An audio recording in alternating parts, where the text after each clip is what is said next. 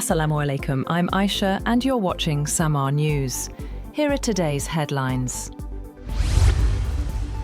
Canadian Prime Minister Mark Carney has told Chinese leader Xi Jinping that their two countries are forging a new strategic partnership that promises historic gains by leveraging on each other's strengths.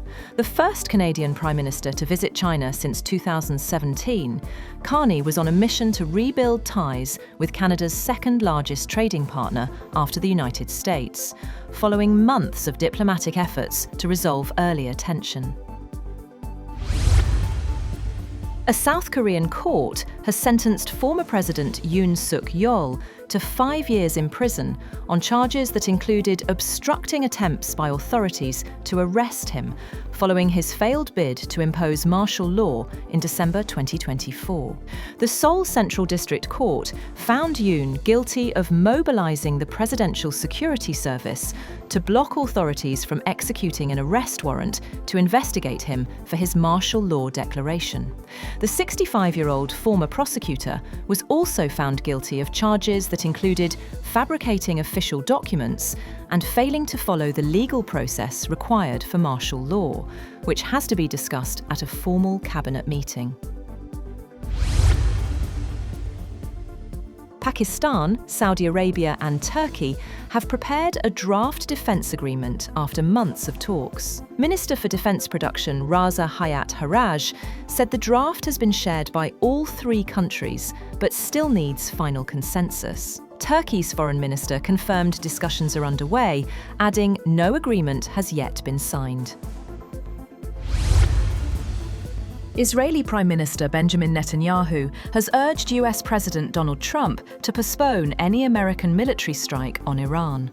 A senior US official said Netanyahu made the request during a phone call with Trump. At the same time, key US partners, Qatar, Saudi Arabia, Oman and Egypt, have been urging Washington not to attack Iran. Officials from these countries warned that a US strike could ignite a wider regional conflict. On the other hand, Venezuelan opposition leader Maria Corina Machado has given her Nobel Peace Prize medal to US President Donald Trump during a White House meeting, in a bid to influence his efforts to shape her country's political future. A White House official confirmed that Trump intends to keep the medal. Machado, who described the meeting as excellent, said the gift was in recognition of what she called his commitment to the freedom of the Venezuelan people. Moreover, Trump has threatened to invoke the Insurrection Act to deploy military forces in Minnesota after days of angry protests over a surge in immigration agents on the streets of Minneapolis.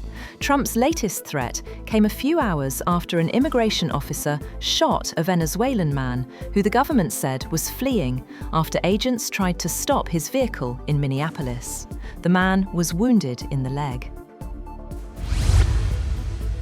The United States has seized another Venezuela-linked oil tanker in the Caribbean, ahead of a scheduled meeting between President Donald Trump and Venezuelan opposition leader Maria Corina Machado. US forces apprehended the motor tanker Veronica in a pre-dawn operation, saying it was operating in defiance of Trump's quarantine on sanctioned vessels. The seizure marks the sixth such vessel intercepted in recent weeks, part of Washington's push to enforce sanctions on Venezuelan oil shipments.